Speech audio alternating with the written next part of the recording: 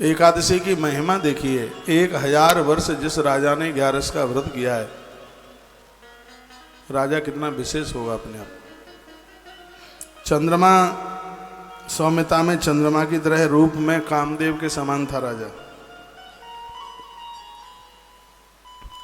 राजा की पत्नी का नाम है संध्यावली और इसका एक बेटा था जिसका नाम था धर्मांगद। इस ग्रंथ में लिखा है कि माता पिता के पुण्य ही संतान बन के आते, इसलिए बच्चों को आत्मज कहा जाता है।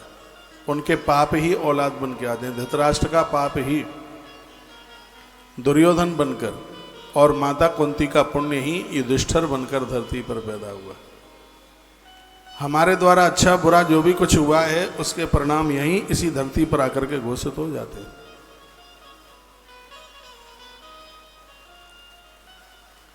तो धर्मांगद नाम का उनका जो बेटा है बड़ा धार्मिक है। राजा को 300 रानियां थी, रुक्मांगद को। धर्मांगद नाम का जो राजकुमार है अपनी सभी माताओं के साथ एक सी प्रीति रखता है। बताते हैं विधाता ब्रह्मा जी ने एक सुंदर स्त्री जिसका नाम मोहिनी रखा गया, उसको बना करके तैयार कर दिया और कहा तुम मृत्युलोक में जाइए और राजा रुक्मांगद की साधना में तुम्हें व्यवधान करना है। ऊपर के लोगों से वह मोहिनी मृत्युलोक आई। महात्मा वामदेव के आश्रम से थोड़ा दूर पहाड़ी पर बैठ करके वह अपना संगीत बजाती है। इधर राजा के मन में बात आई और धर्मांगद नाम के अपने पुत्र को कहने लगा। राजा रुक्मांगद, पत्नी संध्यावली पास में बैठी थी और राजा ने कहा बहुत दिन हो गए हैं इस राजकाज से मैं कहीं बाहर नहीं निकला, अब मेरा मन करता है कि मैं थोड़ा बाहर जंगल में पहाड़ों के बीच में कुछ समय निकाल करके आऊंगा। रानी ने हाथ जोड़ करके कहा महाराज, राजा लोगों के अंदर एक आदत होती है, वो मृग आखेट करते हैं। धरती पर जिन जनों ने मृग आखेट किया है उनके परिणाम बड़े दूषित हुए हैं। आप जीव को मारिएगा नहीं। जीव के ऊपर दया करना ये संपूर्ण मानव जाति का धर्म है। यदि आपने जीवों को मारा तो फिर मैं तुम्हें वन के लिए नहीं जाने दूंगी। राजा रुक्मांगद ने कहा देवी, जीव हत्या तो मुझे नहीं करनी है, लेकिन हिंसक जीव हैं जो कि प्रजा के लिए दुखदाई हैं उनको मारना राजा का कर्तव्य है, क्योंकि प्रजा की रक्षा करने के ही लिए राजा का जन्म धरती पर होता है। तत्पश्चात धर्मांगद नाम के राजा को अपने पास बिठा करके राजा ने जो संबोधन दिया है वो बड़ा अद्भुत है। कहा बेटा तुम अपने धर्म पर दृढ़तापूर्वक डटे रहना, अपने पराक्रम से धन धान्य संपन्न पृथ्वी का सब ओर से पालन करना। पुत्र के समर्थ होने पर पिता को राज्य सौंप देना चाहिए। मैं तुम्हें राज्य सौंप करके वन में जाना चाहता हूं। राजा के धर्म तथा कीर्ति का निश्चय ही नाश हो जाता है जब वह राज्य किसी अच्छे लोगों के हाथ में नहीं देता। अपने शक्तिशाली पुत्र के द्वारा यदि पिता सुखी न हो तो उस पुत्र को तीनों लोकों में अवश्य पातकी जानना चाहिए। इस ग्रंथ में एकादशी महात्म्य में लिखा है, जिन बच्चों की वजह से माता पिता रात भर जागते रहते हैं, फूट फूट के रोते रहते हैं, ऐसे औलाद की दुर्गति हो जाती है। उनका एक एक आंसू धरती पर गिरने वाला उस औलाद को बहुत ज्यादा दिक्कत देने वाला है। तो यहां राजा ने कहा बेटा किसी का जी मन दुखाना, जिस संतान की वजह से माता पिता दुखी है, रात भर जागते रहते हैं, सो नहीं पाते, बैठ करके रोते रहते हैं, तीनों लोकों में अवश्य वह बेटा पातकी है। पिता का भार हल्का करने में समर्थ होकर भी जो पुत्र उस भार को नहीं संभालता उसे माता का मलमूत्र ही माना गया है, वो बेटा नहीं हो सकता।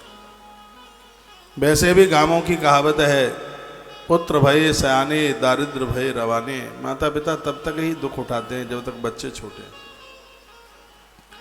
बच्चे बड़े हो गए हैं तो फिर तो माँ बाप जी के लिए काय का दुख है। तो कहा बच्चों के सक्षम होने पर भी यदि माता पिता दुखी है तो ऐसा वो पुत्र धरती पर चलता हुआ एक बहुत बड़ा भार है।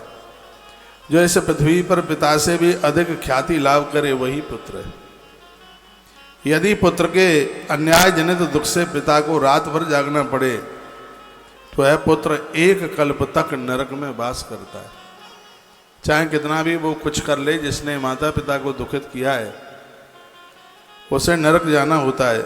जो पुत्र घर में रहकर पिताजी की प्रत्येक आज्ञा का पालन करता है, ऐसा बताते हैं कि संपूर्ण तीर्थ उसके घर में स्वयं चल करके आ जाते हैं, उसे कहीं किसी तीर्थ में जाने की जरूरत नहीं पड़ती। जो माता पिता को दुखित नहीं होने देता, सगरे तीर्थ उसके घर में आ जाते हैं। हे पुत्र, मैं प्रजा जनों की रक्षा के लिए इस धरती पर सदा नाना प्रकार के कर्मों में आसक्त रहा। प्रजा पालन में संलग्न होकर मैंने कभी भोजन और शयन की परवाह नहीं की, चिंता नहीं की। जो धरती पर सेवा करने के लिए चल पड़े, ना वो अपने भोजन की चिंता करते, ना वो अपने शयन की चिंता करते। पुत्र, मैंने पूरा जीवन प्रजा के लिए ही निकाल दिया। हर समय मैं यही सोचता रहा कि मेरी प्रजा के लिए कहीं किसी भी प्रकार की विपत्ति न हो, दुख न हो, उसके लिए मैंने जीवन जिया। हे बेटा, देवता जिस पथ पर चलते हैं उसी पथ पर हमें चलना चाहिए।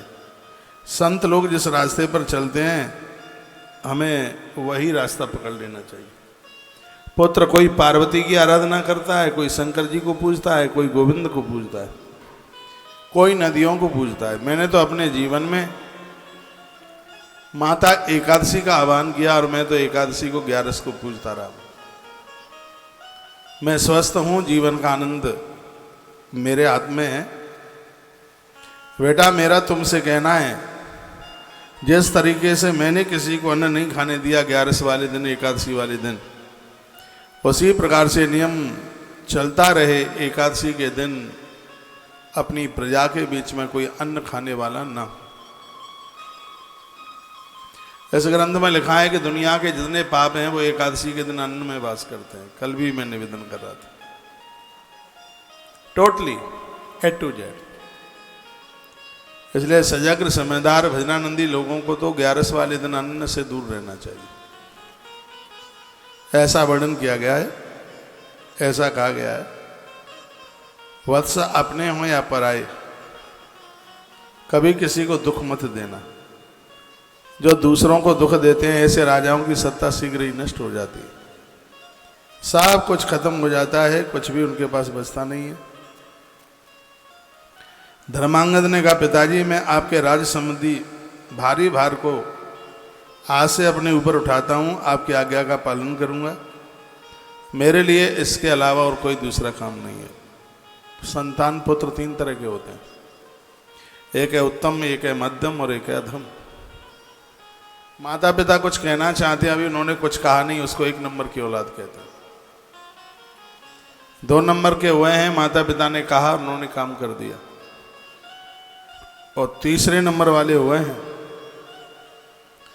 सिरा दे, माता पिता ने कोई आज्ञा करी और बच्चा आंखें दिखाकर, छाती दिखा करके चला गया।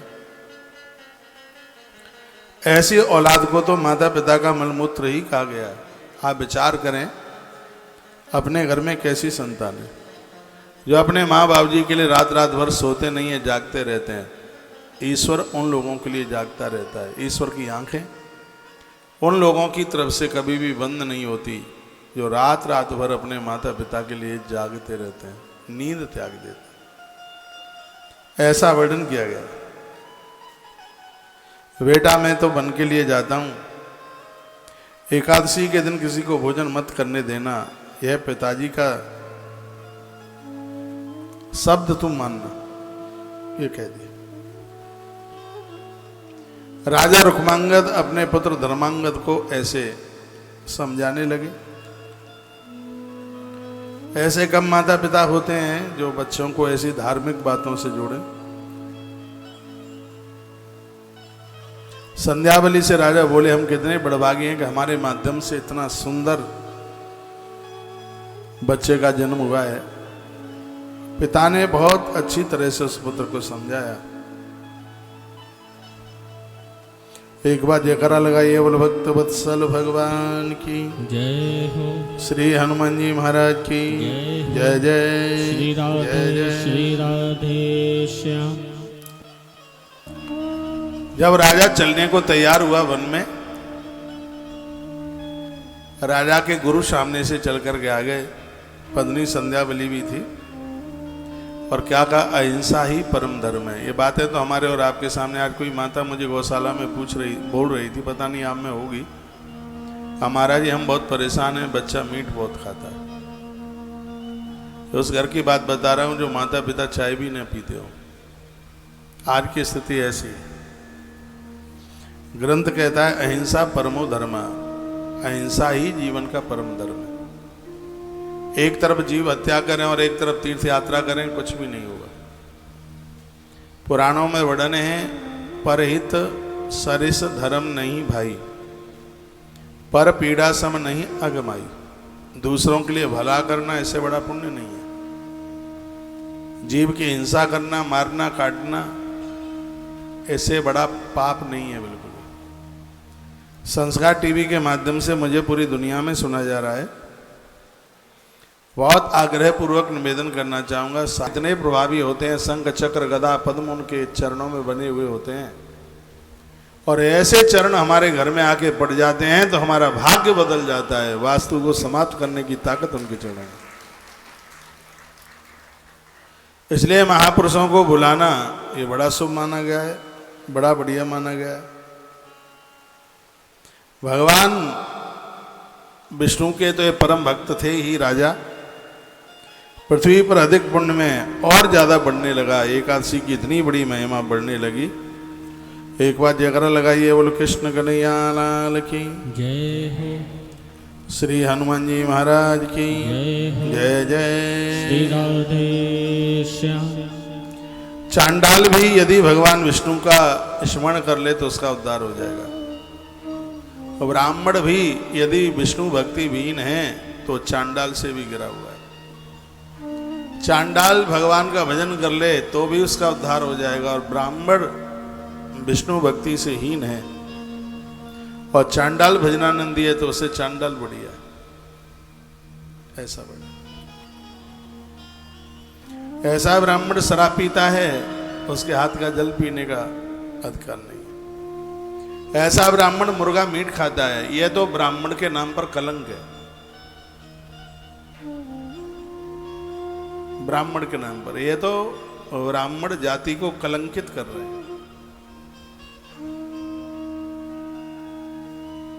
इनसे तो ब्राह्मण जाति अपमानित हो रही है। ये नाम के ही ब्राह्मण हैं। ये तो ऐसा है कि अंधे व्यक्ति का नाम नैन सुख रख दिया जाए। यह तो बिल्कुल ऐसा है जिसके घर में पटुली भी ना हो और उसका नाम रख दिया जाए तखत सिंह। यह तो ऐसा है कि घर में एक रोटी खाने को ना हो और नाम रख दिया जाए बादाम सिंह। ऐसे ही है बिल्कुल। और ब्राह्मण को तो बहुत तपस्वी होना चाहिए, राजा को रक्षक होना चाहिए, वैश्य को दानी होना चाहिए, कनिष्ठ वर्ण के व्यक्ति के अंदर सेवा परायणता होनी चाहिए, सेवा का भाव होना चाहिए। चारों वर्णों के काम। जब मैं यहाँ से ब्राह्मणों की बड़ाई करता हूँ तो मेरे पास कॉल भी आती है, मैसेज भी आते हैं, कहते हैं कि महाराज कौन से जमाने की आप बात कर रहे हैं, सब कुछ बदल गया है। ऐसा बोलते, बदल तो गया है। यही स्थिति रही कि तस्वीरें कैलेंडर में छपी रह जाएंगी। जैसे आज ऋषियों की छवियां कैलेंडर में, भगवान व्यास, नारद जी, ये सब कैलेंडर में छपे रह गए। पाप बढ़ा है।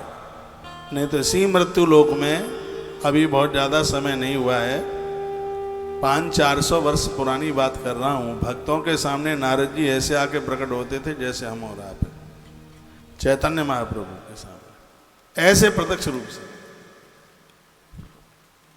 इसी कलकाल में ऋषि आकर के प्रत्यक्ष रूप से दर्शन देते थे।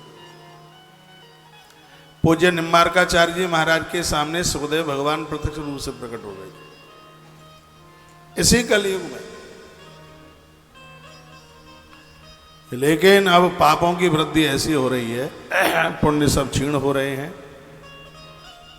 कोई भगवती सत्ता का दर्शन हो नहीं रहा है। लोग लुटे पुटे से बड़े हुए हैं, टेंशन में जी रहे हैं, स्थितियां ऐसी गंभीर हो गई हैं। क्या सुंदर लिखा है, चांडाल भजन करता है और ब्राह्मण से बढ़िया है। और ब्राह्मण भगवान का भजन नहीं करता तो चांडाल से भी नीचे गिरा हुआ है। इसलिए सबको अच्छे कर्म करने चाहिए। और ब्राह्मण धरती का गुरु है। गोस्वामी जी ने कहा कि इसका स्मरण करने से जीवन के संशय दूर हो जाते हैं। बंदहु प्रथम महीसुर चरना, बंदहु प्रथम महीसुर चरना, मोह जनित संशय सब हरना।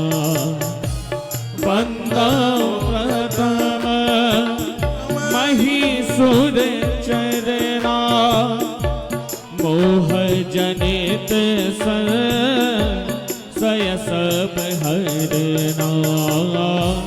बंदहु प्रथम महीसुर चरना, मोह जनित संशय सब हरना। तपस्वी ब्राह्मण के द्वारा तो उसके दर्शन मात्र से जीवन के संशय नष्ट हो जाते। ऐसा विप्र हमारे घर में एक बार भोजन कर ले, देवता पुरखे नाचे, इसके हाथ का प्रसाद अमृत बन जाता है। ऐसा ब्राह्मण तीनों कालों में संध्या करने वाला, गायत्री जपने वाला, प्रणव जपने वाला ब्राह्मण मिले। वर्तमान समय में तो बड़ा ऐसा लग रहा है अकाल जैसा पड़ गया हो। भगवान विष्णु के परम भक्त बनिए, नियम बनाइए कि नित्य भगवत दर्शन करें। नारायण उनके ऊपर ऋणी हो जाते हैं जो रोज तुलसी दल सालग्राम भगवान के ऊपर चढ़ाते हैं। लोटे में पानी भरो, थोड़ी सी चीनी डालो, उसमें हल्का सा मीठा, तुलसी पत्र डालो और गौ माता का 50 ग्राम दूध डाल लीजिए उसमें। फिर उसे जल से भगवान सालग्राम को स्नान कराइए, शंख में भरकर। आप देखेंगे उसका कितना बड़ा प्रभाव है।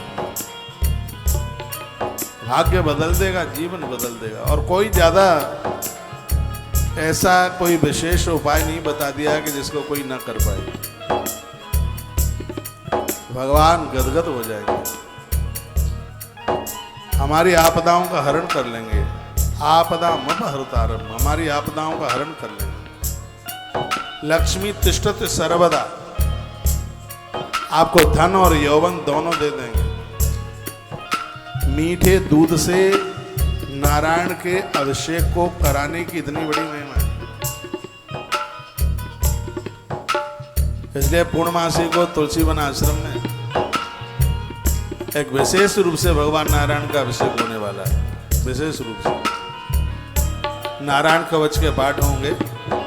वो आयोजन यही है, आश्रम में। पूर्णिमा को भंडारा तो होता ही है। यह कार्यक्रम क्योंकि वैशाख मास पूरा हो रहा है और यह कार्यक्रम बड़ा अद्भुत है। अद्भुत आयोजन बैसाखी पूर्णमासी को।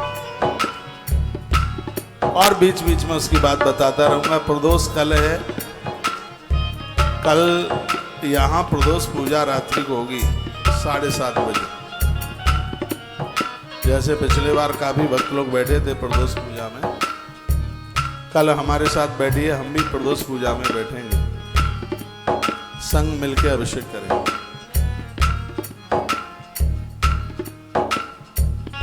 काफी मैसेजों में लिखा हुआ है कि बहुत गलतियां हमने करी हैं लेकिन अब सुधार आ रहा है। गलतियां ये इंसान करता ही, गलतियां हुई हैं उसका प्रायश्चित होना चाहिए।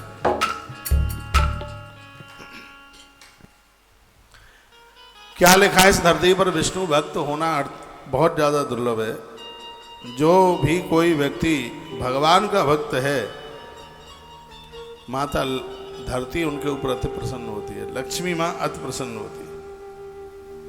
भगवान विष्णु की आराधना मुझे कहा, बस आप हमें ये बता दें ऐसा मैंने कौन सा शुभ कर्म किया है जिसकी वजह से मुझे इतनी संपत्ति मिल गई, मुझे इतना धन मिल गया। कोई मैंने पूर्व में ऐसा कुछ किया हो गुरुदेव आप बता दे। तो कहा पहले जन्म में आप चौथे वर्ण में तुमने जन्म लिया था, कनिष्ठ वर्ण में तुम जन्मे। एक बार तुम तीर्थ यात्रा के लिए निकले थे तो तुम मथुरा पहुंचे। मथुरा विश्राम घाट पर तुमने भगवान वराहदेव के दर्शन किए और वहां पर कुछ लोग एकादशी कर रहे थे। तुमने कभी पूर्व में एकादशी तो करी नहीं, लेकिन लोगों के देखते देखते तुम कुछ दिनों तक मथुरा जी में रहे। तुमने विश्राम घाट पर यमुना के जल में स्नान किया, तेल साबुन कभी लगाया नहीं, 11 के दिन तुमने फल भी नहीं खाए। तो वह एकादशी व्रत की इतनी बड़ी महिमा थी, पूर्व जन्म को त्याग कर इस जन्म में तुम राजा रुक्मांगद बने हो, क्योंकि मरते समय तक तुमने एकादशी करी। इसलिए तुमने जन्म से 11 का व्रत शुरू कर दिया। अंतो मति सोया गया। अंत में व्यक्ति जैसी विचार धारणा रखता है उसका अगला जीवन वैसा ही हो जाता है। तो क्यों नहीं अभ्यास कर लिया जाए भगवान के नाम का जप का, तो अंत में भगवान का नाम जिह्वा से आ जाए। हरि नाम नहीं तो जीना क्या, फिर छोड़ विषय रस पीना क्या, हरि नाम नहीं तो जीना क्या। लोग फांसी लगाते हैं, पति बात नहीं मानता, पत्नी बात नहीं मानती, पैसा पर्याप्त मात्रा में है नहीं, पैसा नहीं है, कर्जा हो गया, इसलिए हम आत्महत्या करके मर रहे हैं। कभी कभी लोग चिट्ठी भी लिख के रख जाते हैं। आत्महत्या करके तो उन्हें मरना चाहिए जो अभी तक आज की तारीख में भी भगवान के नहीं बन पाए। पूरा जीवन उन्होंने ऐसे ही निकाल दिया, कुकरमुत्तों की तरह। आत्महत्या उन्हें कहा, आत्महत्या तो वो करे। वजनानंदी तो जिससे मिल लेते हैं वो उसका कल्याण कर देते हैं। मैं एक बात निवेदन करना चाहूंगा, एक बार भगवान को प्रणाम करने से 10 अश्वमेध यज्ञ का फल प्राप्त हो जाता है। प्रातः आप जगते हैं, देवी देवताओं को प्रणाम कीजिए, मंदिर जाते हैं, पुजारी जी को भी प्रणाम करके आइए, परिक्रमा लगाइए मंदिर की, बाहर से लगाएं, और फूल पत्तियां जो भी कुछ लेकर के गए हैं प्रतिमा पर चढ़ा करके आइएगा। यदि कुछ ही महीनों तक यदि किसी ने यह साधना का उन्हें कष्ट नहीं होता, भजनानंदी लोग मौत को प्राप्त होते हैं तो उन्हें कहाँ कष्ट होता। इसलिए ऐसा नियम बना लीजिए, सुबह अकेले में बैठिए, रीढ़ की हड्डी सीधे करके शांत होके पहले कुछ ध्यान कर लें। अगर न्यास करन्यास यूं ऐसे करते रहा करो।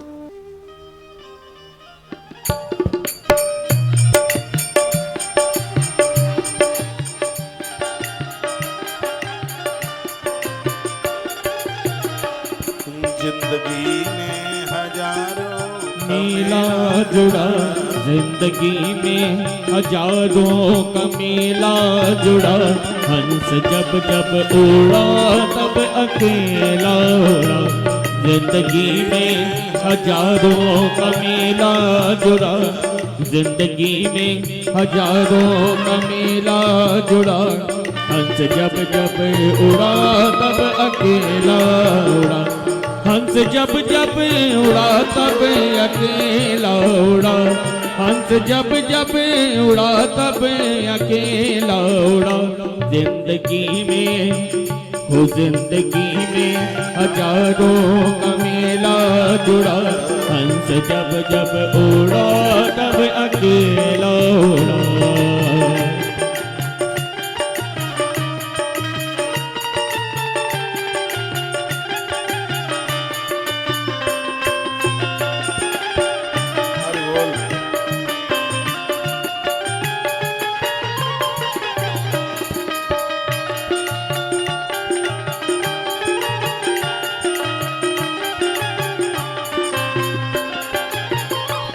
राज राजा रहे ना पुरानी रही,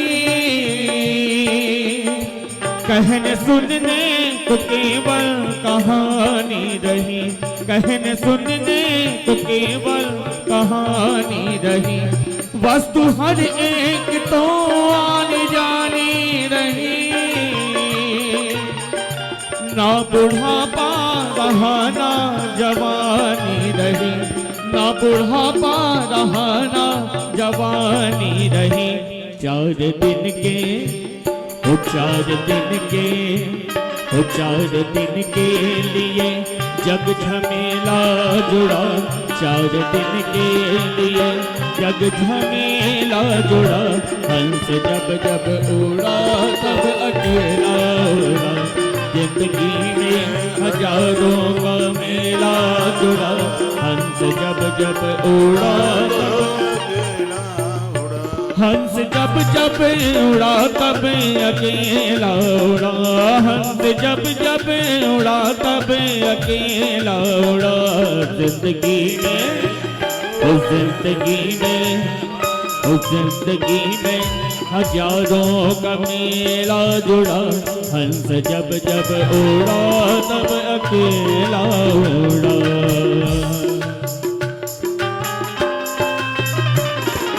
जय हो।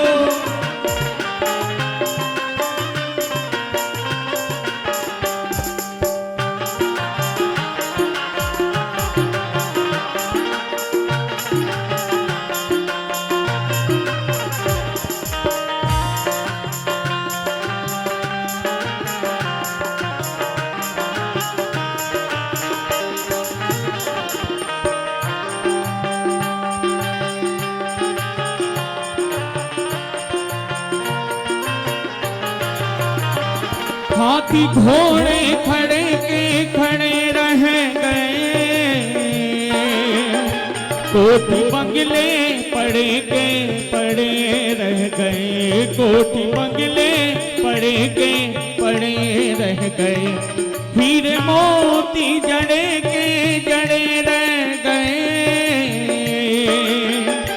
हर जवाहर पड़े के पड़े रह गए, हर जवाहर गड़े के गड़े रह गए।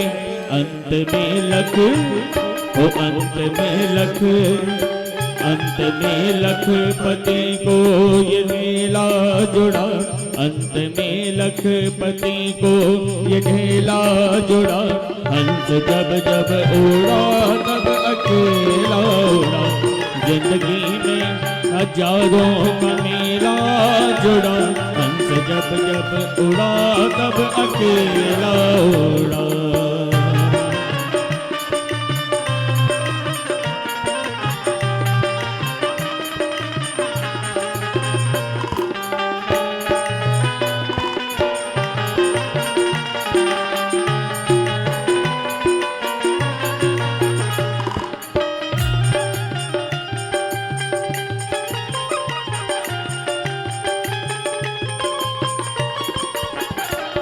सोच ले अपने अंजाम को,